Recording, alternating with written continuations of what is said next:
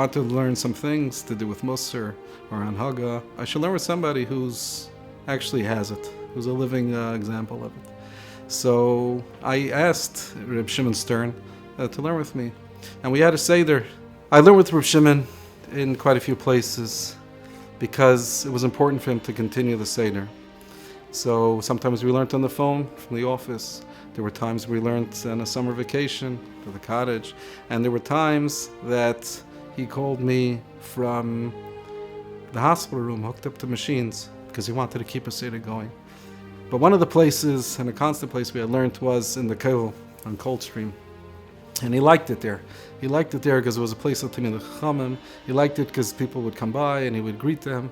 He liked it because the atmosphere of Torah and Tefillah there.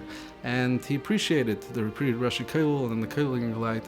And I remember how we would greet a young man. I remember that somebody had moved to town, and he was just, it was overwhelming. He was a new person to town, but he was so gracious in greeting the person.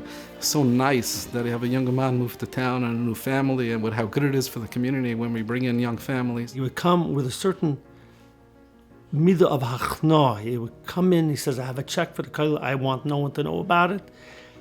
And he would come with a beautiful handwritten note, asking me, please give this note to the Rosh Kollel with the check.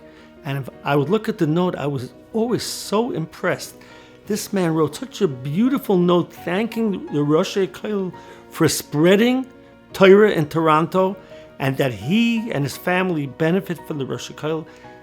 I never saw that by anyone. My father, on Friday night, he was nifter suddenly by and the ambulance came to our house Friday night.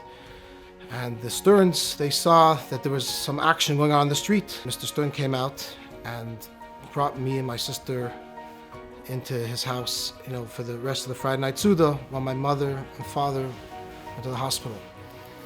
And unfortunately, we heard the basura that my father was nifter. Mr. Stern became, you can almost say like a second father. Mr. Stern was a person who was constantly native. He was such a machshav Torah, and he would be, I'm sure it would be his biggest Delegenhagen to know that his name is connected with the Makom Torah like the Kollel Toronto.